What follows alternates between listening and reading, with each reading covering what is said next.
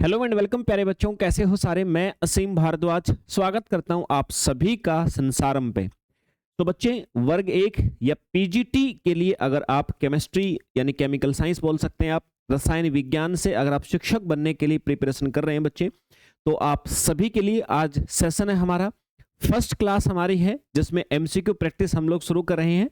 और आज पहली यूनिट बच्चे some basic concept of chemistry, जिसको आप सभी के द्वारा कहा जाएगा, इसके लिए फर्स्ट यूनिट के एमसीक्यू आज टॉप 25 एमसीक्यू बच्चे मैंने आप सभी के लिए निकाले हैं, जिसमें थ्योरेटिकल, न्यूमेरिकल, सभी प्रकार के लॉजिकल क्वेश्चन शामिल होंगे।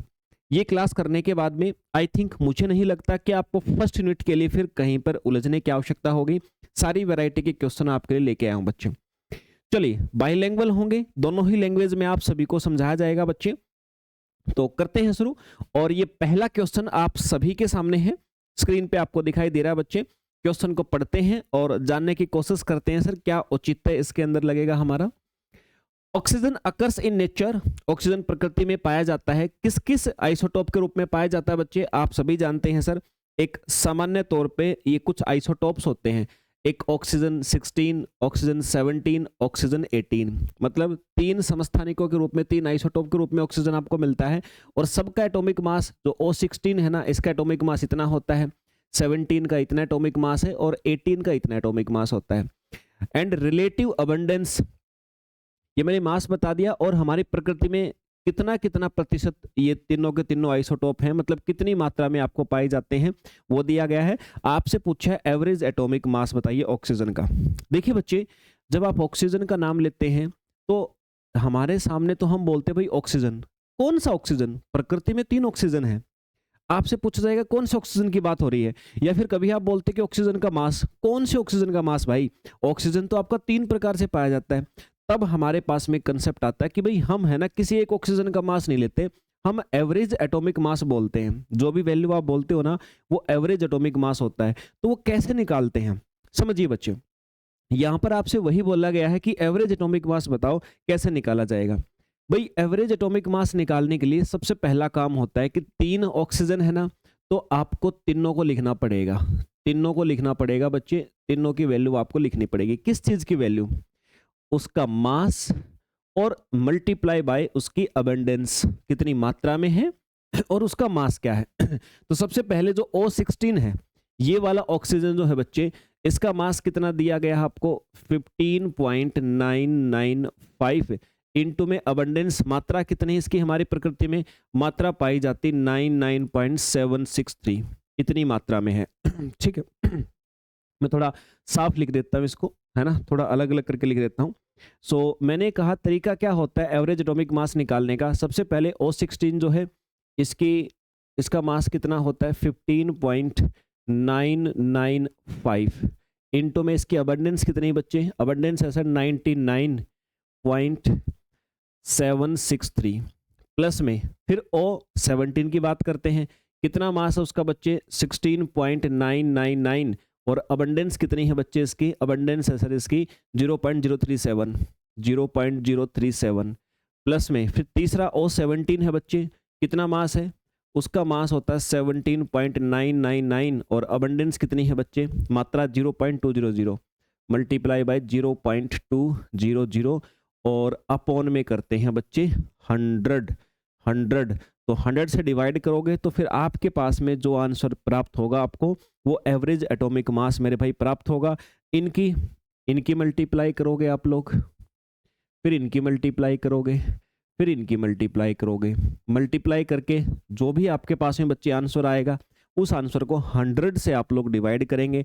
आंसर क्या प्राप्त होने वाला है वो भी बता देता हूं बच्चे। मल्टीप्लाई देखो, उस पे समय हम यहाँ खराब नहीं करेंगे, वो काम आपका है। तो आप मल्टीप्लाई करके डिवाइड करोगे बच्चे, आपको 15.999 एटॉमिक मास यूनिट, ये आपको एवरेज एटॉमिक मास प्राप्त होगा, जो कि आपको बच्चे ए ऑप्शन में दिया गया। इसीलिए हम आपसे कभी कोई पूछता है कि ऑक्सीजन का एटॉमिक मास कितना है, आप क्लियरली बोलते हो भाई 16 होता है। क्यों?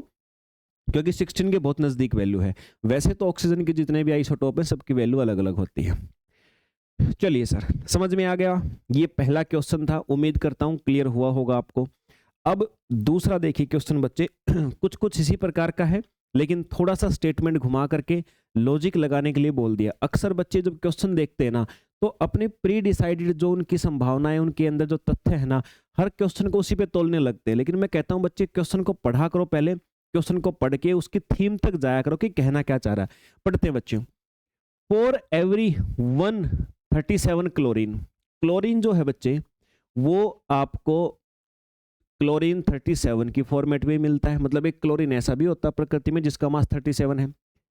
आपको कहा कि भी क्लोरीन के 37 आइसोटोप का एक अगर कहीं पर आपको मिलेगा तो उसके साथ में 3 क्लोरीन के 35 वाले भी आपको एलिमेंट मिलेंगे। यानी क्लोरीन 37 अगर एक मिलता है एटम, तो ये 3 मिलते हैं। कहने की बात है कि प्रकृति में 1:3 में आपको क्लोरीन 2 प्रकार का पाया जाता है। आपसे पूछा एवरेज एटॉमिक मास। देखो बच्चे, एवरेज एटॉमिक मास का तो मैंने फॉर्मूला बताया आपको कि भाई आपको क्या करना होता है, आपको मास लिखना होता है, साथ में उसकी जो अबंडेंस है, यहाँ अबंडेंस को रेशियो में दे दिया, यहाँ पर अनुपात में दे दिया मेरे भाई, तो अनुपात को लिख दो +1 मल्टीप्लाई 1 प्लस में क्लोरीन 35, अबंडेंस कितनी दे रखी है, अनुपात में 3 कर दो। अच्छा यहाँ पर अब आपको देखो जो अबंडेंस है ना, प्रचुरता यानी कितनी मात्रा है, अगर वो प्रतिशत में दे रखी हो तो अपॉन में 100 लगाते हैं, परसेंटेज में नहीं दे रखी हो, रेशियो में दे रखी हो तो रेशियो को जोड़ के लिखा जाता है बच्चे। तो यहाँ पर आप ऐसे 4 लिखोगे।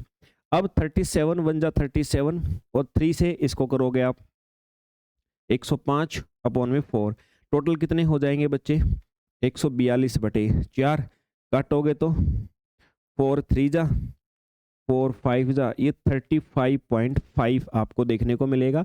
ये एवरेज एटॉमिक मास आ जाएगा बच्चे, जो कि कौन से ऑप्शन में दे रखा, आपको सी वाले ऑप्शन में दे रखा है। हर प्रकार के क्वेश्चन करेंगे बच्चे, इजी, मॉडरेट, डिफिकल्ट। और ये वैसे पहले यूनिट जो है सब बेसिक कंसेप्ट जहां भी बात आती है तो मतलब केमिस्ट्री के बेसिक सिद्धांत है इसमें वो लेवल तो नहीं जाएगा जितना कि आगे आपके ऑर्गेनिक फिजिकल के अंदर आपका जाने वाला है, इनऑर्गेनिक में जाने वाला, बट ये अच्छे से करोगे तो डेफिनेटली यहां से क्वेश्चन पेपर मिलता ही मिलता आपको। अगले पे आ जाइए। तीसरा question, which of the following postulates of Dalton atomic theory explain the law of multiple proportion. इसने कहा भी मैंने 4 सिद्धांत दिए हुए हैं, 4 आपकी व्याख्या दी गई है, इनमें से जो डाल्टन ने एक नियम दिया था, जो इनमें से कौन सा मेरे भाई बहुगुणित अनुपात के नियम या गुणित अनुपात के नियम की व्याख्या करता। मतलब डाल्टन की कौन सी बात लॉ ऑफ मल्टीपल प्रोपोर्शन या बहुगुणित अनुपात के नियम की व्याख्या करती है। बहुगुणित या मल्टीपल प्रोपोर्शन में क्या कहा गया था, इस नियम आप पढ़ा है सबने, कंसेप्ट जब आपने पढ़े हैं तो डेफिनेटली आप जानते हो। इस नियम ने बच्चे ये कहा था कि भाई जब भी कोई एक एलिमेंट किसी दूसरे एलिमेंट के साथ कंबाइन करके क्या बनाता है सर, उसके साथ कंबाइन करके एक कंपाउंड बनाता है।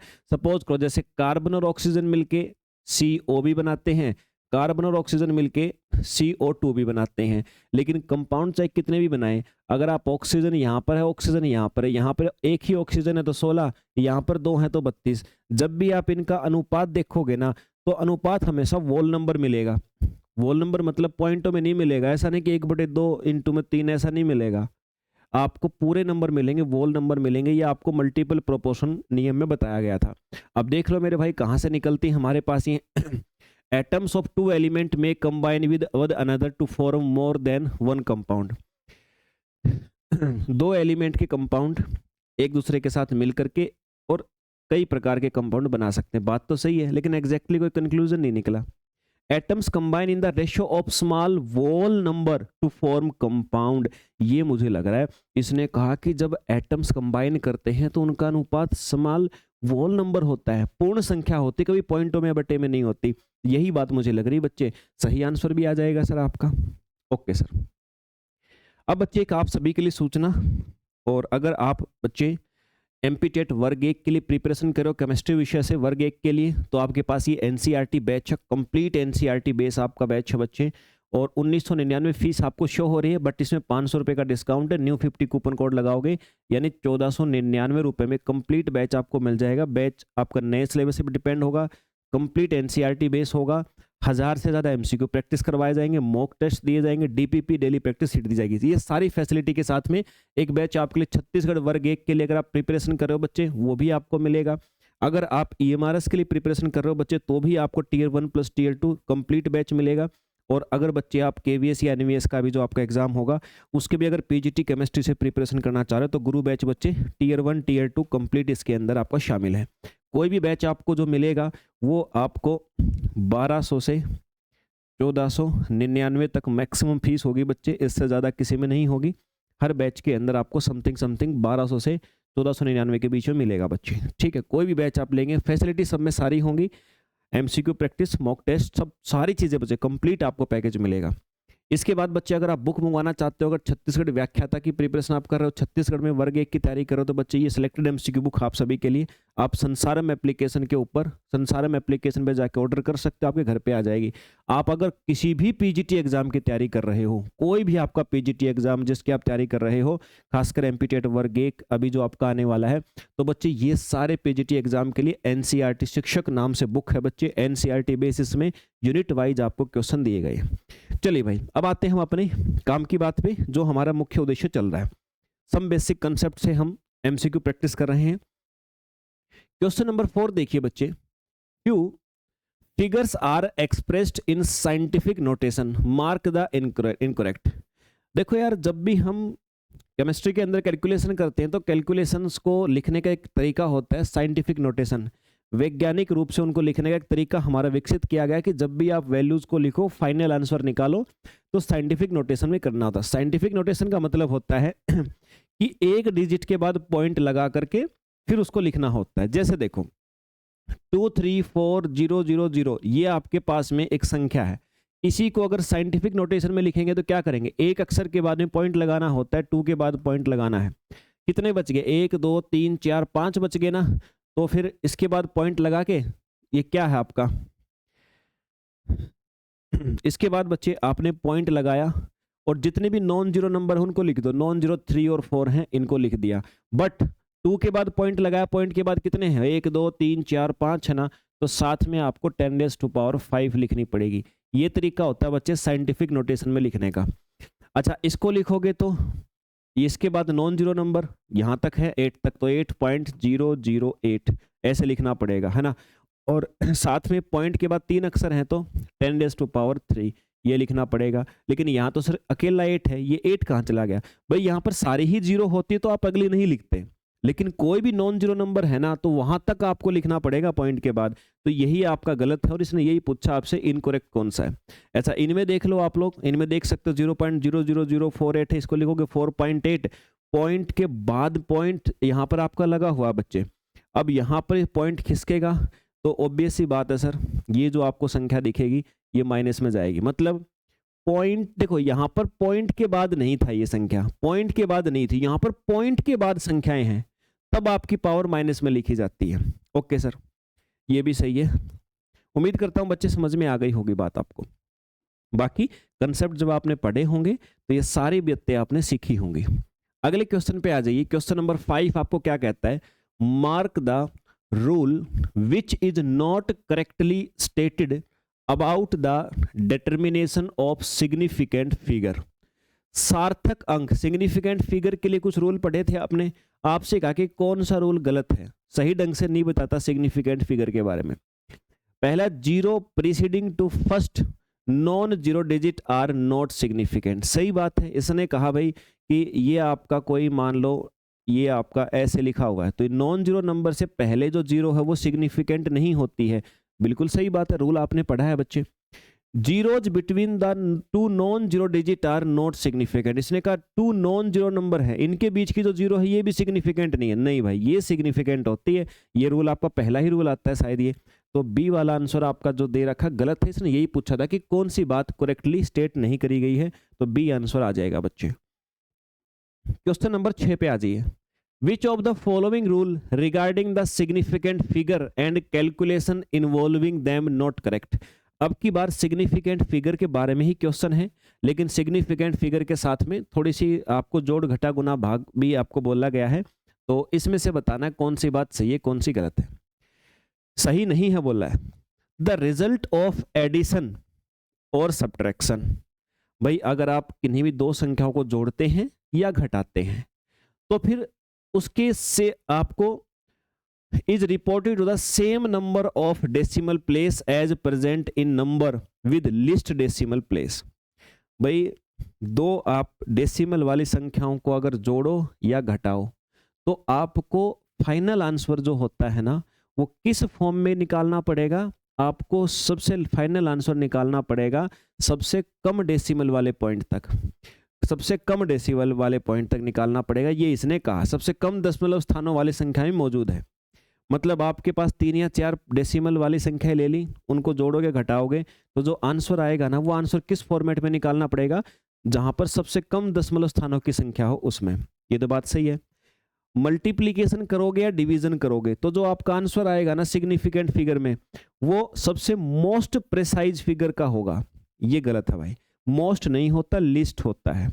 लिस्ट जब भी मल्टीप्लीकेशन या डिवीजन करो तो जो फाइनल आंसर होगा ना वो आपने जिनकी भी मल्टीप्लाई करी है या डिवीजन किया है उनमें से सबसे लिस्ट प्रिसाइज जो आपकी फिगर थी वो वाला आपका होगा। ऐसा आप ध्यान रखें, इसने बोला है मोस्ट प्रिसाइज, मोस्ट नहीं लिस्ट प्रिसाइज होता है बच्चे। अच्छा एक बात कह देता हूं, सिग्निफिकेंट फिगर और उसकी कैलकुलेशन जिस बच्चे ने नहीं करी है तो उसको ऐसा लगेगा कि सर आप पता नहीं कौन सी दुनिया की बातें कर रहे हो, पढ़ के आए हो, रूल पढ़े हैं तो फिर समझ भी पाओगे कि मैं क्या कहना चाह रहा हूं बच्चे। अगर बिल्कुल ब्लैंक बैठे हो तो देखो फिर कोई मतलब नहीं है, क्योंकि भाई अब मैं आपको रूल लिखवाने यहाँ नहीं बैठूंगा, वो मैं क्लास में लिखवा चुका। आप बैच में जिस भी बैच में आप मेरे से पढ़े हो वो चीजें हम वहां पर कर चुके हैं।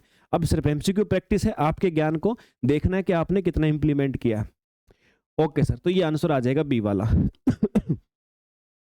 क्वेश्चन नंबर 7 पे आ जाइए बच्चे। How many significant figure are present in this. लो भाई अब की बार ये पावर वाला क्वेश्चन दे दिया आपको और आपसे पूछा गया कि कितनी सिग्निफिकेंट फिगर इसमें है। देखो भाई शुरुआत में 0 सिग्निफिकेंट नहीं होती, शुरुआत में 0 सिग्निफिकेंट नहीं होती, मतलब सिग्निफिकेंट शुरुआत कहां से होंगी 1 2 3, 3 तो ये हो गई। अब सर लास्ट वाली 0 सिग्निफिकेंट है क्या, लास्ट वाली 0 सिग्निफिकेंट होती हैं अगर बच्चे यहाँ पर डेसिमल है तो, डेसिमल है तो लास्ट वाली सिग्निफिकेंट फिगर मानी जाती हैं। अच्छा पावर वाली जो होती हैं वो सिग्निफिकेंट नहीं मानी जाती। तो मेरे भाई आंसर क्या आ जाएगा सर, इसका आंसर आ जाएगा प्यारे बच्चे 5 आ जाएगा सर। 2 0 3 नंबर ये थे, 5 सिग्निफिकेंट फिगर हो जाएंगे। ठीक है, और आई थिंक कुछ बच्चों ने, कुछ या बहुत सारे बच्चों ने मेरे से पहले ही निकाल दिया होगा। और ये क्वेश्चंस जो मैं आपको करवा रहा हूँ बच्चे प्रैक्टिस, मोस्टली क्वेश्चंस एग्जाम से निकाले हैं जो अलग अलग एग्जाम में आपको देखने को मिले हैं। अक्सर बच्चे क्या करते हैं, बच्चे पहले यूनिट पढ़ेंगे, पहले यूनिट के एमसीक्यू प्रैक्टिस करेंगे। अब टीचर को पता है कि हर एग्जाम के अंदर सभी वैरायटी के क्वेश्चन आते हैं। कुछ क्वेश्चन ऐसे भी होते हैं इतने इजी होते हैं कि हमें शर्म आती है, ऐसे थोड़े आते हैं। कुछ ऐसे इतने डिफिकल्ट भी हैं कि जिनको हम सब कुछ पढ़ने के बाद भी हमें समस्या होती सोल्व करने में। अब कुछ बच्चे आसान को देख के मास्टर ये थोड़ी आते हैं पेपर में, और मुश्किल को देख के और सर ये हमसे पेपर कैसे होगा। नॉट जज टू अर्ली बच्चे, नॉट जज टू अर्ली। सारी चीजों को करो, जज कम करो, मेहनत ज्यादा करो, यही सही तरीका है। अगर जज करोगे तो कंपटीशन एग्जाम तो कभी नहीं निकलेगा। आप स्कूल का एग्जाम दे सकते हो, कंपटीशन एग्जाम तो हमेशा कुछ ना कुछ प्रतिशत उसका अनसर्टेन होता है। कुछ क्वेश्चन बहुत इजी भी होते हैं और मैक्सिमम क्वेश्चन होते हैं मॉडरेट लेवल के और लॉजिकल। तो आप जज मत करो, आपकी शायद आधी उम्र निकल जाएगी अगर जब तक तुम ये सीख पाओगे कि सच में क्वेश्चन का लेवल क्या होता है। उसके लिए हम हैं, आप प्रैक्टिस करो। आप पहले ही यूनिट के एमसीक्यू करके अपने आप को जज करने लगते हो कि मेरी तैयारी अच्छी है कि मेरी तैयारी बुरी है। क्यों मेरे भाई, तैयारी तुम्हारी अच्छी की बुरी है वो 1 यूनिट से थोड़ी पता लग जाएगा। 10 यूनिट करो कम से कम, 10 वैरायटी के क्वेश्चंस दिखेंगे, 10 लेवल चलेंगे वहां पे, आप शुरू में जज करने लगते हो। तो कह रहा हूं जो भी बच्चे को ऐसा लगे हटाओ जजमेंट का तरीका और बच्चे मेहनत पे ध्यान दो। Which set of figures will be obtained after rounding off the following up to 3 significant figure. देखो भाई अब 2 कंसेप्ट साथ में मिक्स कर दिए, राउंड ऑफ वाला कंसेप्ट मिक्स कर दिया और सिग्निफिकेंट फिगर भी, सार्थक अंक वाला कंसेप्ट भी मिक्स कर दिया और सिग्निफिकेंट फिगर सार्थक अंक वाला भी। ठीक है, अब ऐसे क्वेश्चन में क्या करना, आपको बोला कि भाई 3 सार्थक अंक 3 सिग्निफिकेंट फिगर तक राउंड ऑफ करना है। किसको, इसको राउंड ऑफ करना है, इसको राउंड ऑफ करना है प्यारे बच्चे, और इसको करना। अब पहले तो क्या करो, राउंड ऑफ बाद में करना, पहले 3 सिग्निफिकेंट फिगर के रूप में लिखो। इसको अगर तुम सिग्निफिकेंट फिगर के रूप में लिखोगे 3 का मतलब 1 2 3 हो गई पूरी, आगे का छोड़ दो। इसको लिखोगे 3 तक तो 1 2 3 क्या होगा मेरे भाई, ये 3 सिग्निफिकेंट फिगर तब होंगी जब ये आपका 0.0459, तभी तो 3 होंगी, इतना लिख लो इसको। 10.4 ये इतने में सिग्निफिकेंट हो गया। अब करना राउंड ऑफ। राउंड ऑफ करोगे 2 के बाद में आपने जो नंबर ड्रॉप किया है वो क्या 1 5 से छोटा है ना, तो ये as it is round off हो गया। अब यहां पर देखो आपने ड्रॉप किया है किसको 7 को, 7 क्या है मेरे भाई 7 5 से बड़ा है, तो 9 में एक जोड़ना पड़ेगा 10, ये एक कैरी जाएगा 6, तो ये 460 0.460। यहां पर देखो 4 के बाद में ड्रॉप किया आपने क्या 1 ड्रॉप किया है ना, तो आपको कुछ नहीं बढ़ाना क्योंकि 5 से छोटा है, तो 10.4 ये ऐसे रहेगा। तो 10.4 0.0460 ये मेरा बी ऑप्शन हो गया मेरे भाई। 3 सिग्निफिकेंट फिगर तक राउंड ऑफ करना था, वो मैंने कर दिया। अब आ जाओ कुछ न्यूमेरिकल्स की तरफ बढ़ते हैं। ये न्यूमेरिकल नहीं है, दिख रहा है न्यूमेरिकल, जो बच्चे कई बार मुझे बताते हैं सर मुश्किल क्वेश्चन था, ऐसे ऐसे कुछ ऐसे भी होंगे जो न्यूमेरिकल दिखेंगे, होंगे नहीं, फिर कुछ ऐसे होंगे जो अच्छे खासे न्यूमेरिकल होंगे भी। क्वेश्चन में दिया भाई, क्वेश्चन नंबर 9 में 4.88 gram of KClO3 when heated produced 1.92 gram of O2 and 2.96 gram of KCl. Which of the following statement regarding the experiment is correct? आपको कहा है कि 4.88 ग्राम KClO3 को गर्म करने पर 1.92 ग्राम ऑक्सीजन और 2.96 ग्राम KCl प्राप्त होता है। तो बताओ ये कौन सा नियम है भाई। पहला कहा है कि ये आपको जो एक्सपेरिमेंट है ना, ये लॉ ऑफ कंजर्वेशन ऑफ मास, आपको द्रव्यमान के संरक्षण के नियम के बारे में बताता है। पहला ने आपको ये कहा है मेरे भाई, तो क्या बता रहा है, द्रव्यमान संरक्षण का सिद्धांत का मतलब ये है कि जो पहले चीज थी जिसको गर्म किया था उसका मास जो गर्म होने के बाद बनी उसके बराबर होना चाहिए। देख लेते हैं, 4.88 ग्राम KClO3 था, उसे बनी क्या है, 2 चीजें बनी हैं, दोनों को जोड़ो अगर ये उतना ही बन रहा है तो मतलब द्रव्यमान संरक्षण का नियम है। तो 1.92 2.96 2 और 1 3 9 9 8 4 4.88 तो बन रहा है बिल्कुल बच्चे, 4.88 बन रहा है, मतलब जितना रिएक्टेंट था उतना ही प्रोडक्ट बन गया। तो क्या बोलते हैं, लॉ ऑफ कंजर्वेशन ऑफ मास। तो इसका आंसर क्या आ जाएगा, ए वाला ही हो जाएगा बच्चे। फिर आ जाइए sir question number 10, how much mass of silver nitrate will react with 5.85 gram of sodium chloride to produce 14.35 gram of silver chloride and 8.5 gram of sodium nitrate if law of conservation of mass is followed. Clear सी बात कही है बच्चे। इसने कहा आपको कि द्रव्यमान संरक्षण का नियम का पालन किया जाए और 5.85 ग्राम सोडियम क्लोराइड के साथ सिल्वर नाइट्रेट का कितना द्रव्यमान हम मिलाएं, मतलब इसके साथ में सिल्वर नाइट्रेट का कितना द्रव्यमान मिलाएं कि जो प्रोडक्ट आपका बने वो क्या बने, 14.35 ग्राम तो सिल्वर क्लोराइड बने और 8.5 ग्राम क्या बने बच्चे, सोडियम नाइट्रेट बने। द्रव्यमान संरक्षण का मतलब है जितना मास इधर है उतना ही उधर करना पड़ेगा। तो मेरे भाई इधर कितना है टोटल, 14.35 और 8.5 यानी कि 14 और 8 22.85। ये लो सर टोटल इतनी, यहाँ पे कितना है 22.85 सॉरी 85 बोलेंगे, और यहाँ पर 5.85 है।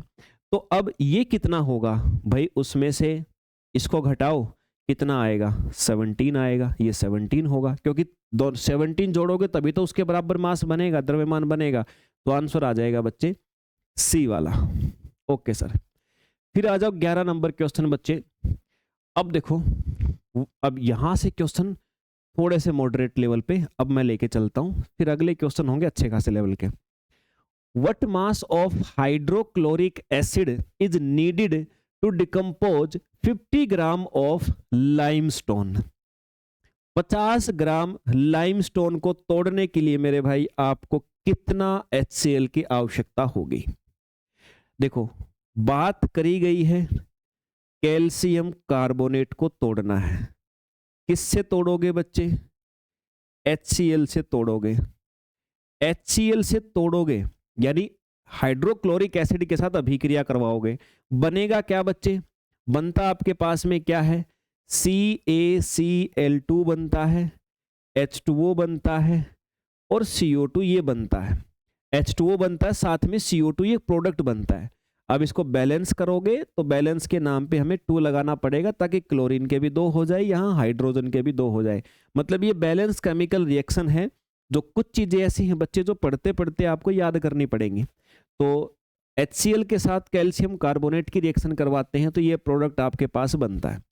फिर से क्वेश्चन पे आओ, आपसे कहा कि 50 ग्राम चूना पत्थर यानी कैल्शियम कार्बोनेट को तोड़ना है, तो कितना मास चाहिएगा हमें इस HCl का। देखो मेरे भाई, यहां पर कैल्शियम कार्बोनेट है, इसको तोड़ा गया है HCl से। कितना मास है इसका? कैल्शियम का 40, कार्बन का 12, 52, 16 48, 52 48, 100। यहाँ पे 100 ग्राम कैल्शियम कार्बोनेट जो आपने तोड़ा, कितना HCl लगा है? 35 36.5 और ये 36 से 73, मतलब हाइड्रोजन का मास, इसका मास गुना में 2 मैंने कर दिया 73 ग्राम। मतलब 100 ग्राम कैल्शियम कार्बोनेट को तोड़ने के लिए कितना लगा है HCl? 73 ग्राम लगा है। आपसे तो पूछा है 50 ग्राम को तोड़ना है, 100 का आधा 50 मेरे भाई, तो इसका आधा क्या होगा सर बताओ? वो बेसी बात है सर, 36.5 ग्राम। यही मुझे आंसर लग रहा है मेरे भाई, तो ए आ जाएगा सर। देखो कितना लॉजिकल क्वेश्चन था, कुछ करना ही नहीं है। अच्छा एक चीज बता दूं आपको, अगर तुम्हारे पेपर में जितना तुम्हें टाइम मिलता है ना, जितना आपको टाइम मिलता है मेरे भाई, अगर सोच के देखो, मोस्टली कोई भी पीजीटी एग्जाम दो तो आपके जितना पेपर होता है उसमें पर क्वेश्चन आपके पास में 1 मिनट होती है। एक एवरेज सा देखा जाए तो लगभग 1 मिनट के आसपास टाइम आपको दिया जाता है हर क्वेश्चन का। किसी के पेपर में 150 क्वेश्चन आते तो 150 मिनट टोटल होती हैं। अब उसमें से कुछ क्वेश्चन ऐसे होते हैं जो जनरल पार्ट के होते हैं तो सिंपली कम समय में कर देते हो आप, तो फिर एवरेज टाइम अगर मैं आपके सब्जेक्ट केमिस्ट्री की बात करूं तो फिर भी कितना ही बनता है, 1.5 से 2 मिनट एक क्वेश्चन पे मिलती है आपको। और 1.5 से 2 मिनट अगर आपको टाइम हर क्वेश्चन का मिल रहा है तो बच्चे कभी भी ऐसा संभव नहीं है कि सारे के सारे बड़े बड़े न्यूमेरिकल आएंगे पेपर में। ये आपकी मोर देन 100% कह रहा हूं आपको पॉसिबिलिटी है कि लॉजिक मिलेगा, हर क्वेश्चन में लॉजिक मिलेगा। मतलब एग्जामिनर आपका पेपर सेट कर रहा है ना तो ये सोच के कर रहा है कि भाई जो ये सारे न्यूमेरिकल तो संभव नहीं है भाई, कुछ कुछ ऐसे न्यूमेरिकल भी होंगे जिन्हें 5 मिनट लग जाती हैं, 10 मिनट भी लग जाती है कई बार बैठे बैठे, लेकिन वो तुम्हारा फॉल्ट है। अब मैं एग्जामिनर की बात नहीं कर रहा, लेकिन अगर एग्जामिनर सारे क्वेश्चन ऐसे डालेगा जिसमें लंबी लंबी कैलकुलेशन होंगे जो लेंथी होंगे, कभी भी पॉसिबल नहीं है। 10% क्वेश्चन बस ऐसे होते हैं जिनमें थोड़ा लेंथी लगता है, टाइम लगता है, अदरवाइज बहुत सारे क्वेश्चन ऐसे होंगे लॉजिक लगेगा, क्योंकि उनको टीचर चाहिए। स्टूडेंट का पेपर थोड़ी ले रहा है, स्टूडेंट के पेपर जब हम लेते हैं ना तब बड़े बड़े क्वेश्चन लिखवाते हैं उनको, लेकिन टीचर का पेपर लेने का मतलब है कि टीचर के अंदर उनको सबसे पहली क्षमता चाहिए लॉजिकल, लॉजिक सोचने वाली। टीचर अच्छा वही होता है जो लॉजिकल पढ़ा सके बच्चों को, तो इसलिए क्वेश्चन भी ऐसे ही होते हैं। तो कभी भी स्टेटमेंट देख के घबराना नहीं है, हमेशा स्टेटमेंट देख के सोचना है कि लॉजिक क्या लगाऊं इसके ऊपर, छोटे शब्दों में कैसे निकालूं। आ जाइए बच्चे अगले क्वेश्चन पे आ जाइए। विच of the following statement best explain the law of conservation of मास। इनमें से कौन सा कथन द्रव्यमान संरक्षण के नियम को अच्छी तरह से बताता है? 100 ग्राम पानी को गर्म कर दिया, भाप बन गई, इसमें तो कुछ नहीं लग रहा। नाइट्रोजन का सैंपल को गर्म किया कांस्टेंट प्रेशर पे, उसके मास को बिना बदले। 36 gram of carbon combine with 32 gram of oxygen to form 68 gram of CO2। ये ठीक है, 36 ग्राम ये था, 32 ये था, टोटल में 68 बन गया CO2, ये ठीक है भाई। तो यहां पर कंजर्व दिख रहा है मुझे मास। 13 नंबर पे आ जाओ। Which of the following statement illustrate the law of multiple proportion. फिर से वही आ गया आपका, गुणित अनुपात के नियम को इनमें से कौन सी स्टेटमेंट शो कर रही है? देखो भाई, एक एलिमेंट के 2 ऑक्साइड हैं, XO और XO2, कंबाइन किया, पहले में 50% ऑक्सीजन है, दूसरे में 60% ऑक्सीजन है, तो उनके जो द्रव्यमान का अनुपात है ऑक्सीजन का 1 ग्राम सैंपल के अंदर, वो 2:3 है। भाई मुझे लग तो रहा है कुछ कुछ ये बात सही कर रहा है, देख लेते हैं चलो इसको। पहला जो ये आपका ऑक्साइड है XO, इसमें क्या है? 50% आपकी ऑक्सीजन है, 50% कौन है?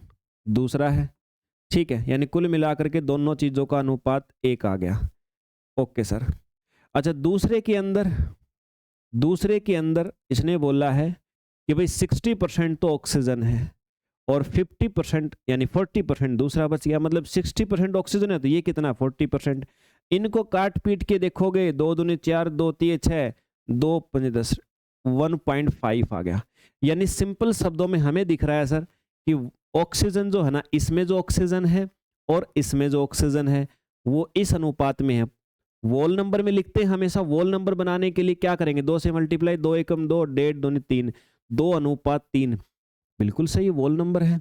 तो भाई ए ही आंसर होगा। मल्टीपल प्रोपोर्शन यही कहता है कि जब भी दो एलिमेंट कंबाइन करके अलग अलग कंपाउंड बनाते हैं तो उसके अंदर जो अनुपात होता है ना, वो सरल अनुपात होता है। और इसने एक एग्जाम्पल ही उठा दिया कि पहले सैंपल में ऑक्सीजन 50% है, दूसरे में 60% है, तो बताओ क्या इनमें ऑक्सीजन का अनुपात 2:3 है क्या? बिल्कुल हमने निकाल के देखा। अगर मैंने जैसे निकाला है आपको वैसे समझ में ना आए तो भाई प्रतिशत निकालना तो आप भी जानते हो। कोई सैंपल है उसमें एक चीज 50%, दूसरी 50, मतलब इस सैंपल में दोनों का अनुपात एक हो गया, इस सैंपल में ये आपका 1.5 हो गया अनुपात। तो सिंपल नंबर में कन्वर्ट करोगे 2:3 ही आएगा बच्चे, क्योंकि पॉइंट में कभी मिक्स नहीं होते। ओके सर, 14 नंबर पे आ जाओ बच्चे।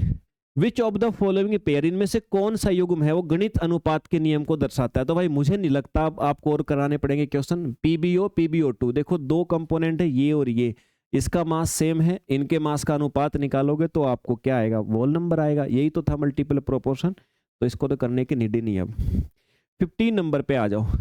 विच of the following postulates of Dalton atomic theory, Dalton का जो परमाणु सिद्धांत है उसका कौन सा पोस्टुलेट मल्टीपल प्रोपोर्शन को व्याख्या करता है? देख लीजिए। परमाणु छोटी पूर्ण संख्याओं के अनुपात में मिलकर यौगिक बनाते, बी वाला। ये क्वेश्चन शायद रिपीट हो गया, ये मैंने पहले भी करवा दिया आपको, वही क्वेश्चन है। 16 नंबर पे आ जाओ। अब आओ यहाँ पे, कार्बन अकर, बड़ा शानदार क्वेश्चन है और एवरेज एटॉमिक मास के ऊपर ही है और ये पेपर में आ चुका है और मल्टीपल टाइम आ चुका है ये। और लॉजिक सोचना है कैसे कर सकते हो। कार्बन पाया जाता है प्रकृति में as a mixture of C12 and C13, ठीक है भाई। एवरेज एटॉमिक मास, औसत परमाणु द्रव्यमान कार्बन का दे दिया इसने पूछा प्रतिशत अबंडेंस कितनी है C12 की, मतलब कार्बन 12 जो है वो प्रकृति में कितनी मात्रा में पाया जाता है। अब की बार एवरेज एटॉमिक मास दे दिया, प्रतिशत में अबंडेंस पूछ ली मेरे भाई। देखो जब भी कभी ऐसे क्वेश्चन दिखे ना प्यारे बच्चे आपको, सबसे पहले तो मानो C12 है, मान लो इसकी अबंडेंस है X%। C13 को मान लो इसकी अबंडेंस कितनी होगी, टोटल अबंडेंस 100 होती है तो 100 - X, भाई प्रतिशत में लिखते हैं तो टोटल तो 100% हो सकता है किसी भी चीज का, तो 100 - X माननी पड़ेगी। ये दोनों की हो गई सर अबंडेंस। ओके सर, अब यहां पर आपको मास दे रखा, C12 का मतलब 12 है इसका मास, C13 का मतलब इसका मास 13 है। तो हमारा एवरेज एटॉमिक मास का फॉर्मूला क्या होता है, मास इनटू में अबंडेंस प्लस में दूसरे का मास इनटू में अबंडेंस, 100 - X, और ये अपॉन में 100, ये इक्वल किसके होता है, एवरेज एटॉमिक मास इसने दे रखा है, ये रहा 12.011 दे रखा ना मेरे भाई। ओके सर, 12.011 दे रखा इन्होंने आप सभी के सामने। करो सोल्व, 100 उधर जाएगा, मल्टीप्लाई करेगा, 100 से मल्टीप्लाई करोगे इसकी तो 1201.1 ये हो जाएगा। ऊपर क्या बच गया 12x प्लस 13 की 100 से करोगे तो 1300, 13 के x से करोगे तो 13x। यहाँ पर आपका 12x प्लस के 13x माइनस के तो माइनस का x बच गया बच्चे, उधर 1300 जाएगा माइनस का, 1201.1 में से ये 1300 घटा दो मेरे भाई, तो यहाँ माइनस है, उधर भी आंसर तो माइनस का ही आएगा, तो माइनस से माइनस कटेगा, लेकिन आएगा कितना सर 1201.1 है और उस 1300 घटाना है, मतलब 1300 में से घटाना, तो यही है बस, आंसर माइनस का लिख देना है। तो माइनस करके देखो मेरे भाई, यहाँ पर क्वेश्चन आपका बनेगा समथिंग 98 के आसपास बच्चे आंसर देखने को मिलेगा आपको, 98.91 है ना, तो 98.9 ये आ गई वैल्यू किसकी बच्चे, x की आ गई। x क्या माना था आपने, C12 की मात्रा मानी थी, तो ये रहा सर B वाला, इतनी मात्रा में है ये लो अबंडेंस निकालना भी सीख लिया आपने। तो ऐसे ही बच्चे टर्मिनोलॉजी है आपके पास में, इन टर्मिनोलॉजी का उपयोग करके और क्वेश्चंस आप लोगों ने सॉल्व करते चलना है, कोई प्रॉब्लम नहीं आने वाली। अब बढ़ते हैं बच्चे, न्यूमेरिकल शुरू तो हो ही गए हैं, तो अब और थोड़े शानदार शानदार लेके चलते हैं। आ जाइए sir. What is the mass of carbon dioxide which contain the same number of molecule as are contain in 40 gram of oxygen. भाई इसने देखो दो टर्म फिर से जोड़ दी, दो क्वेश्चन को लिंक कर दिया। बड़े ध्यान से समझना भाई, कोई जल्दबाजी नहीं है, ऐसे क्वेश्चन अब थोड़ा सा आपको पेशेंस के साथ समझने पड़ेंगे, तभी आपको क्लियर होंगे। इसने कहा भाई कार्बन डाइऑक्साइड के उतने मॉलिक्यूल्स का मास निकालना है जितने मॉलिक्यूल 40 ग्राम ऑक्सीजन में होते हैं। यानी पहले तो आपको 40 ग्राम ऑक्सीजन के मॉलिक्यूल निकालने पड़ेंगे। अब मॉलिक्यूल कैसे निकालते हैं आइए देखते हैं। याद करो मेरे भाई, 40 ग्राम ऑक्सीजन है, ऑक्सीजन का मोलर मास कितना होता है पहले मुझे बताओगे? जिस बच्चे को मोलर मास ऑक्सीजन का याद नहीं आ रहा, मतलब वहां दिक्कत का विषय है। 32 ग्राम होता है ना ऑक्सीजन का मोलर मास, बच्चे कितना होता है? 32 ग्राम होता है सर, ठीक है। अच्छा 32 ग्राम मतलब एक मोल ना, याद है ना मोल कंसेप्ट? ऑक्सीजन का 32 ग्राम मतलब एक मोल। तो इसका मतलब ये हुआ मेरे भाई 32 ग्राम में कितने मॉलिक्यूल होते हैं? 6.022 इंटू 10⁻23। एक मोल में यानी 32 ग्राम में कितने मॉलिक्यूल्स होंगे सर ऑक्सीजन के? इतने होते हैं सर। यहाँ कितना दिया है? यहाँ दिया है सर 40 ग्राम। अब सर 40 ग्राम में निकालना है भाई, 32 ग्राम में इतने मोल, इतने मॉलिक्यूल्स, 32 ग्राम में इतने मॉलिक्यूल्स क्यों? क्योंकि 32 ग्राम ऑक्सीजन का एक मोल होता है और एक मोल में एवोगाड्रो नंबर होता है, हम जानते हैं ना, रट के आए पहले से। अब 40 ग्राम ऑक्सीजन में कितने होंगे, कैसे निकालोगे? 40 ग्राम निकालने से पहले 1 ग्राम निकालोगे, 1 ग्राम निकालोगे तो मेरे भाई 6.022 इंटू 10⁻23, 1 ग्राम में कितने होंगे? अपोन में आ जाता है ना। Yes sir. आपसे पूछा 40 ग्राम, 40 ग्राम में कितने होंगे, कैसे निकालोगे? अब मल्टीप्लाई कर दोगे 40। वही छठी क्लास वाला क्वेश्चन बन गया आपका कि 12 किलो का प्राइस इतने रुपए है तो 1 केले का कितना होगा, तो 20 का कितना होगा, वही चीज बन गई। तो गुना में क्या हो जाएगा? गुना में चला जाएगा मेरे भाई 40। 40 से क्या करोगे? मल्टीप्लाई करोगे, कितना आएगा? 7.529 इंटू में 10⁻23। इनकी मल्टीप्लाई और डिवाइड करोगे। अब कहोगे सर करके बताओ, नॉट पॉसिबल बच्चे, क्योंकि फिर मैं 40 मिनट में तुम्हें एक मल्टीप्लाई ही कर पाऊंगा। तो आराम से अपना बैठ के करो, इसको 40 को 32 से भाग करो, जो आए उसकी मल्टीप्लाई यहाँ कर देना, तो आपके पास में आंसर आएगा। और जो मैंने कैलकुलेशन करी थी तो मेरे पास में आंसर मुझे इतना देखने को मिला था मेरे भाई, ठीक है। अब ये हो गए मॉलिक्यूल्स इतने सारे सर, इतने मॉलिक्यूल्स हैं। 40 ग्राम ऑक्सीजन में इतने मॉलिक्यूल हैं, समझ में आई बात? अब ये हमने क्यों निकाले? क्योंकि हमें इतने मॉलिक्यूल्स CO2 जो है ना उसका मास निकालना है। इसने यही कहा था 40 ग्राम ऑक्सीजन में जितने मॉलिक्यूल्स हैं उनका मास निकालना है। मेरे भाई एक बात समझना, 6.022 इंटू में 10⁻23 इतने मॉलिक्यूल्स अगर तुम्हारे पास में हैं, किसके? CO2 के। इतने मॉलिक्यूल्स हैं, उनका मास कितना होता है बताओ? एक बार याद कर लो। एवोगाद्रो नंबर, एवोगाद्रो नंबर, उतने मॉलिक्यूल CO2 का मास कितना होता है? वही तो होता है मोलर मास। कितना होता है CO2 का? कार्बन का 12, ऑक्सीजन का 16 दूनी 32 और 12 44। कितना होगा? 44 ग्राम। इतने मॉलिक्यूल CO2 का मास है इतना। एक मॉलिक्यूल CO2 का मास अगर मैं आपसे पूछूं तो कितना होगा मेरे भाई? तो सर 44 के बटे में ये एवोगाद्रो नंबर चला जाएगा, ये चला गया सर। मैं आपसे पूछूं अब कितने का निकालना है? इतने मॉलिक्यूल का। 7.529 इंटू में 10⁻23 इतने का निकालना है। तो अब ये जाएगा इसके साथ मल्टीप्लाई में, मल्टीप्लाई में ये चला जाएगा 7.529 इंटू में 10⁻⁻23 मेरे भाई।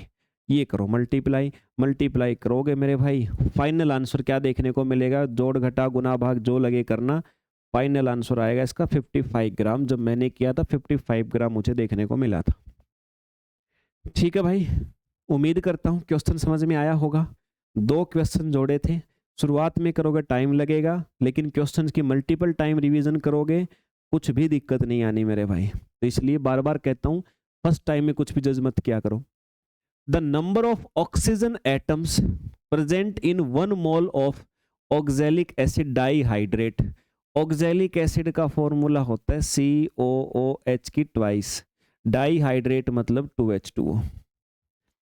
तो आपसे पूछा है number of oxygen atom present in 1 mole of oxalic acid. भाई 1 मोल पूछा आपसे। एक बात समझो पहले, ये जो एक मॉलिक्यूल है ना, इस एक मॉलिक्यूल में कितने ऑक्सीजन होते हैं ऑक्सैलिक एसिड में? 2 दूनी 4, 2 6। एक मॉलिक्यूल में 6 ऑक्सीजन एटम होते हैं। आपसे पूछा एक मोल में कितने होंगे। अब सर एक मोल का मतलब कितने मॉलिक्यूल? एक मोल का मतलब सर हम जानते हैं एवोगैड्रो नंबर होता है 6.022 या 23 लिख देते हैं, इंटू 10⁻23 इंटू में ये इतने मॉलिक्यूल। एक मॉलिक्यूल में 6 एटम होते हैं ऑक्सीजन के, इतने मॉलिक्यूल में कितने होंगे? 6 से मल्टीप्लाई करो, आंसर पाओ। ये तुम्हारा आंसर अपने आप सीधा सीधा आ जाएगा। 6 6 36, सीधा सीधा मुझे दिख रहा है डी वाला आंसर। बताओ मेरे भाई समझ में आया कि नहीं आया? सिर्फ इतना सा करना है। अगर तुम्हारा खुद का प्रेजेंस ऑफ माइंड है तो बिल्कुल भी तकलीफ नहीं होगी, खुद का प्रेजेंस ऑफ माइंड नहीं है तो बहुत सारी समस्याओं से घिर जाओगे। आ जाओ। Which of the following gases will have least volume if 10 gram of each gas is taken at same temperature and pressure. इसने कहा भाई हमने ये 4 गैसें हैं, इन 4 गैसों को कितना 10 ग्राम 10 ग्राम ले लिया, चारों गैसों का 10 ग्राम 10 ग्राम ले लिया। ओके सर, तो बताओ आयतन सबसे कम किसका होगा? ये आपसे पूछा है भाई। आयतन की जब बात आए तो निकाल लो number of moles. Number of moles का एक रिलेशन होता है, आप सबने पढ़ा है। क्या पढ़ा है? Molar mass, sorry number of moles निकालने का एक फॉर्मूला होता है। क्या पढ़ा था आपने? बच्चा बच्चा जानता है इसको, 6ठी 7वीं 8वीं 9वीं 10वीं 4-5 क्लास में बहुत बार आता है। ये इसका तरीका होता है, गिवन मास दिया गया द्रव्यमान अपॉन में मोलर मास। ये आपका फॉर्मूला होता है नंबर ऑफ मोल्स का। नंबर ऑफ मोल्स जितने ज्यादा होंगे उतना ही ज्यादा वॉल्यूम घेरा जाएगा। तो इस रिलेशन से मुझे क्या पता लग रहा है कि नंबर ऑफ मोल्स है ना वो इनवर्सली प्रोपोर्शनल है किसके? मोलर मास के। मतलब जिसका मोलर मास सबसे ज्यादा होगा उसके नंबर ऑफ मोल्स कम होंगे और उसका वॉल्यूम भी कम होगा। तो मैं देख लूं ना, मैं क्यों कुछ कैलकुलेशन करूं, मैं तो इतना देख लेता हूं मोलर मास किसका सबसे ज्यादा है। CH4 12 और 4 16 ही इसका, तो HCl 36.5 ही इसका, तो नाइट्रोजन 28 है, CO2 12 32 44। सबसे ज्यादा किसका है? CO2 का है। तो सबसे कम मोल होंगे तो सबसे कम आयतन इसी का होगा। ए आंसर आ गया बच्चे। चलिए भाई, उम्मीद करता हूं समझ में आ गया होगा प्यारे बच्चे। 20 नंबर पे आ जाओ। Total number of atoms present in 34 gram of NH3। 34 gram NH3 में मौजूद परमाणुओं की कुल संख्या क्या होगी भाई? देखिए NH3 जो है उसका 1 मोल कितने का होता है? NH3 का एक, देखो NH3 का 1 मोल में कितना मोलर मास होता है? 1 मोल का। नाइट्रोजन का 14, 3 ये 17 ग्राम जो होता है मेरे भाई, 17 ग्राम में कितने होते हैं? 1 मोल। यहां तो 34 ग्राम दिया है, 34 ग्राम में कितने होंगे? 2 मोल। 2 मोल। अब 1 मोल में कितने मॉलिक्यूल होते हैं? तुम सभी जानते हो सर 1 मोल में तो एवोगैड्रो नंबर के बराबर मॉलिक्यूल होते हैं 6.022 इंटू 10⁻23। 2 मोल में कितने मॉलिक्यूल होंगे? इतने। लेकिन इसने तो पूछा एटम्स बताओ। जब मॉलिक्यूल्स में भी एटम निकालने पड़े तो भाई 1 मॉलिक्यूल में कितने एटम हैं? 1 नाइट्रोजन, 3 हाइड्रोजन, 4 है ना, तो 4 से मल्टीप्लाई कर दो। इनकी कैलकुलेशन करते ही साथ आपके पास में मेरे भाई आंसर भी देखने को मिल जाएगा, आपको बड़ी शांतिपूर्वक तरीके से आपको मिल जाएगा। फाइनल कैलकुलेशन करोगे तो डी वाला आपको आंसर देखने को मिलेगा मेरे भाई। बताइए, समझ में आ गई बात आप सभी को? क्लियर है ना? चलिए सर, तो ये क्वेश्चन आपका 20 नंबर हमने जस्ट अभी किया है और बहुत अच्छी प्रकार से आपको देखोगे तो मिल जाएगा आपको, ठीक है? ओके सर, कैलकुलेशन कर लियो भाई। कैलकुलेशन जैसे मैंने कहा आपको करके देखनी पड़ेगी, क्योंकि जोड़ घटा गुना भाग जब तक आप प्रैक्टिस नहीं करोगे तब तक कोई बेनिफिट नहीं है। बाकी छोटा मोटा कोई अगर कैलकुलेशन मिस्टेक हो तो आप लोग उसको संभाल सकते हैं, ध्यान रखिएगा। मैं ऐसा नहीं कहता कि मेरे से कोई कैलकुलेशन मिस्टेक नहीं हो सकती, बाई चांस अगर कोई पॉइंट की इधर उधर कैलकुलेशन मिस्टेक हो भी जाए, जो मैं करता हूँ, हालांकि मैं बहुत ही कम करता हूँ क्योंकि मैं कर चुका पहले, अब उस पर समय नहीं खराब कर सकते। What will be the mass of 100 atoms of hydrogen? 100 atom है हाइड्रोजन की, उनका मास क्या होगा? देखिए मेरे भाई, अब ऐसे क्वेश्चन को कैसे डील करना है। एक हाइड्रोजन एटम जो है ना, एक हाइड्रोजन एटम का जो मास होता है कितना होता है? 1 ग्राम पर मोल। ग्राम पर मोल की बात है ये, 1 ग्राम पर मोल ये होता है बच्चे। अच्छा, 1 मोल में कितने एटम होते हैं? आप सभी तो जानते हो सर, 1 मोल का मतलब 6.022 इंटू 10⁻23 होते हैं। तो अगर मैं एक एटम का मास ग्राम में निकालूं तो कैसे निकालूंगा? ये तो मैंने ग्राम पर मोल बोला। अगर मैं ये मास ग्राम में निकालूं तो मोल की वैल्यू रख दूं क्या? 6.022 इंटू 10⁻23, ये 1 के अपॉन मैंने वैल्यू रख दी। इसको अगर 1 को मैं इससे डिवाइड कर दूं नंबर ऑफ मॉलिक्यूल से, तो सिंगल एक एटम का मास आ जाएगा, किस में आ जाएगा सर? ग्राम में आ जाएगा मेरे भाई, ठीक है?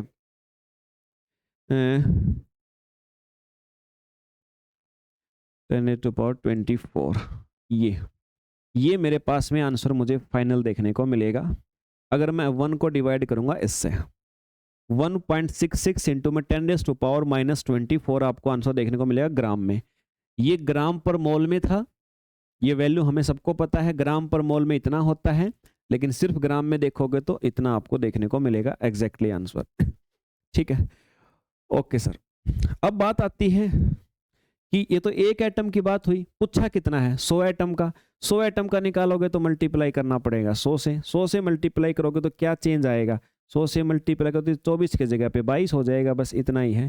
तो ये आंसर आ जाएगा 1.66 इंटू 10⁻⁻22 ग्राम, बी आ जाएगा आंसर बच्चे। ओके सर, 22 नंबर पे आ जाओ। 1 किलोग्राम शुगर है बच्चे, शुगर C12H22O11, ये है शुगर का फॉर्मूला। 1 किलोग्राम है, कितने एटम होंगे? एटम की संख्या निकालनी हो, मॉलिक्यूल की संख्या निकालनी हो तो पहले नंबर ऑफ मोल्स निकाला करो। नंबर ऑफ मोल्स निकालने का तरीका, गिवन मास कितना दिया? 1 किलोग्राम। 1 किलोग्राम मतलब 1000 ग्राम अपॉन मोलर मास। इसका मोलर मास कितना होता है? कार्बन 12 छिके 72, 22 एकम 22, 72, 82 92 94 और 16 11 की करोगे टोटल आ जाएगा 342। इनका पूरे का मास, मोलर मास 342 आ जाएगा। तो इससे क्या आएगा आपके पास में? इसमें आएगा नंबर ऑफ मोल्स निकल आएंगे, नंबर ऑफ मोल्स आपके निकल आएंगे मेरे भाई। नंबर ऑफ मोल्स निकालोगे, डिवाइड करके देखो इसको कितना आएगा डिवीजन सर, डिवीजन करके कितना आएगा? 300 300, 3 पे पूरा जा नहीं रहा, लगभग 3 के आसपास आएगा, समथिंग 2.9 के आसपास आपको आंसर मिलेगा बच्चे, है ना? पूरा 3 पे जाएगा नहीं, ज्यादा हो जाता है उसमें तो 2.9 के आसपास मिलेगा, जहां तक मुझे रिमेंबर है 2.92 के आसपास आपके नंबर ऑफ मोल्स आए थे। नंबर ऑफ मोल्स आ गए, अब आपको निकालना है मोल से क्या निकाल सकते हैं भाई?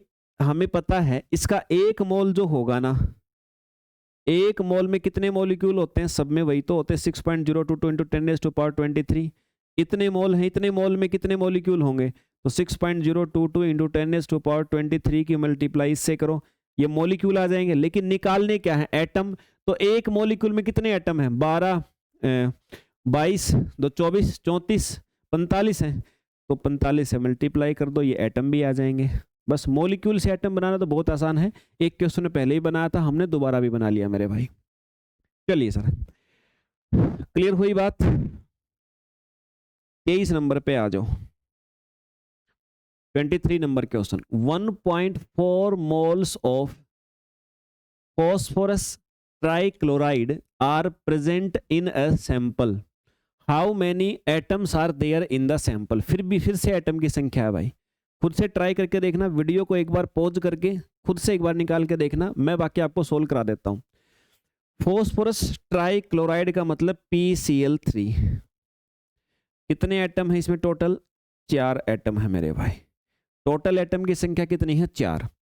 अच्छा, अब यहां पर पहले बात करते हैं 1 मोल। 1 मोल में है 4 एटम। अब कहोगे सर क्या करें भाई, हमारा पहला काम होता है नंबर ऑफ मोल्स निकालना। यहां दे रखे हैं पहले से 1.4 मोल, हमें पहले से ही दे रखे हैं मेरे भाई कि 1.4 मोल्स में निकालना है। भाई 1 मोल में कितने होते हैं? 6.022 इंटू में 10⁻23। 1.4 मोल्स में कितने होंगे? तो मल्टीप्लाई करोगे इसके साथ में 1.4 की 6.022 इंटू 10⁻23। आपको मॉलिक्यूल्स नहीं निकालने, एटम निकालने, तो एटम की संख्या से भी मल्टीप्लाई करोगे। ये लो मेरे भाई, 4 से भी मल्टीप्लाई कर दोगे, आंसर आ जाएगा आपका। 4 से और कर देना साथ में, ठीक है। सही आंसर क्या आएगा इनमें से? डी वाले ऑप्शन में जो है ना, कैलकुलेशन करोगे, जोड़ घटा गुना भाग करोगे तो डी वाला आएगा। और मैं कह रहा हूं मेरे भाई, ये कैलकुलेशन कैलकुलेटर से मत करना, मत करना, मत करना। मोबाइल या कैलकुलेटर से कैलकुलेशन नहीं करनी है। जो भी बच्चे ने ये कैलकुलेशन करने के लिए कैलकुलेटर का यूज किया, पेपर में नहीं कर पाओगे कुछ भी। मैं बता रहा हूं आपको, इतनी कैलकुलेशन खुद की फास्ट करनी है एग्जाम के लिए, ताकि ऊपर वाले कुछ वैकेंसियां तो आती हैं यार, उन बच्चों में आना है। तो तुम अगर अभी कैलकुलेटर की आदत पड़ जाएगी तो एग्जाम में क्या करोगे?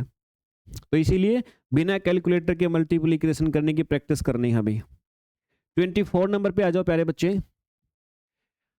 How many number of aluminium ions are present in 0.051 gram of aluminium oxide? भाई आपको दे रखा है Al2O3, ये दे रखा है एल्यूमिनियम ऑक्साइड, और आपसे पूछा है कि एल्यूमिनियम के कितने आयंस या एटम बोल सकते हो प्रेजेंट होंगे। कितना दे रखा है? 0.05 ग्राम दे रखा है। 0.05 ग्राम अब की बार बच्चे आपको दिया गया। देखिए भाई, मोलर मास कितना है इसका एल्यूमिनियम ऑक्साइड का? पहली बात तो मोलर मास कितना है? 27 दूनी 54, 48, 102, ये मोलर मास है। अच्छा, नंबर ऑफ मोल्स निकाल लें। नंबर ऑफ मोल्स निकालेंगे तो गिवन मास कितना है? 0.051। मोलर मास कितना है? 102। इनको डिवाइड करोगे, 0.051 को 102 के साथ डिवाइड करोगे तो और भी छोटी संख्या आएगी, इसमें आएगी 0.0005। ये आगे नंबर ऑफ मोल्स। ये क्या आगे मेरे भाई? नंबर ऑफ मोल्स आ गए। Okay sir. अब बच्चे 1 मोल के एल्यूमिनियम ऑक्साइड में, भाई एल्यूमिनियम ऑक्साइड जो है उसके अगर मैं 1 मोल की बात करूं Al2O3 में, तो 1 मोल में कितने मॉलिक्यूल्स हैं? 6.023 इंटू 10⁻23। भाई Al2O3 का जो 1 मोल है उसमें एल्यूमिनियम के कितने मॉलिक्यूल हैं, कितने आयंस हैं? Al2 है ना, तो टोटल के साथ में 2 से मल्टीप्लाई करनी पड़ेगी आपको। पूछा किस में है? 0.0005 में। इसमें कितने होंगे कैसे निकालोगे मेरे भाई? इससे मल्टीप्लाई कर दो। 6.023 इंटू 10⁻23 इंटू में 2 इंटू में 0.0005, तीनों की मल्टीप्लाई कर दो मेरे भाई, आंसर आपके पास में दिख जाएगा आपको। अब इनमें से आंसर मेरे हिसाब से जो आंसर आएगा, कितने आयंस आएंगे? ये ए वाला, ये 10⁻20 है, ध्यान रखना। चलिए भाई, तो ये क्वेश्चन था आपका 24 था। अब आ जाओ एक 25 नंबर पे। आज का लास्ट क्वेश्चन है, विच of the following correctly represent 180 gram of water? निम्नलिखित में से कौन सा 180 ग्राम पानी को सही ढंग से दर्शाता है बच्चे? 180 ग्राम पानी को इनमें से कौन सा जो है वो बिल्कुल सही तरीके से दर्शा रहा है? देखिए, 5 मोल वाटर, क्या 5 मोल में 180 ग्राम पानी होता है? पानी के 1 मोल में 18 ग्राम होता है, 5 मोल के अंदर कितना होगा, 90 ही हुआ, ये तो 180 तो नहीं हुआ। 10 मोल ऑफ वाटर, वाटर का 1 मोल 18 ग्राम, 10 मोल का मतलब 180 ग्राम, ये तो ठीक है दूसरे वाला तो। तीसरा, इतने मॉलिक्यूल्स ऑफ वाटर, वाटर के इतने मॉलिक्यूल का मतलब तो होता है 1 मोल, तो 1 मोल मॉलिक्यूल जो होते हैं वाटर के वो तो 18 ग्राम है। आगे अब की बात 10 की पावर 24, 10⁻²4, भाई नॉर्मली 1 मोल का मतलब होता है 10 की पावर 23, 10 की पावर 24 का मतलब होगा 10 मोल, 10 मोल का मतलब 18 180, ये भी सही हो गया, तो ये आ गया आपके। तो दूसरा और चौथा सही है, सी आंसर सही हो जाएगा बच्चे। ये भी हो गया आपका क्वेश्चन। तो ये था आप सभी के लिए आज का सेशन अपना संसारम की तरफ से बच्चे। सो जी जान से लग जाइए अपनी प्रिपरेशन पे, इसी प्रकार से सारी यूनिट की प्रैक्टिस सेशन आपके आते रहेंगे। और पीजीटी एग्जाम या वर्ग 1 एग्जाम बच्चे किसी भी हालत में आपका नहीं छूटने वाला है। जितनी वैरायटी के क्वेश्चंस आपके पूछे गए हैं सारे शामिल करके आप सभी को प्रैक्टिस में करवाऊंगा। तो और किसी भी प्रकार की जानकारी के लिए बच्चे डाउनलोड कीजिए संसारम एप्लीकेशन। किसी भी प्रकार का आपको लगे जो सपोर्ट हमारी तरफ से सहायता आपके लक्ष्य प्राप्ति में हो सकेगी, हम सब तत्पर रहेंगे उसके लिए। मिलते हैं बच्चे फिर अगले सेशन में। जय हिंद भाई।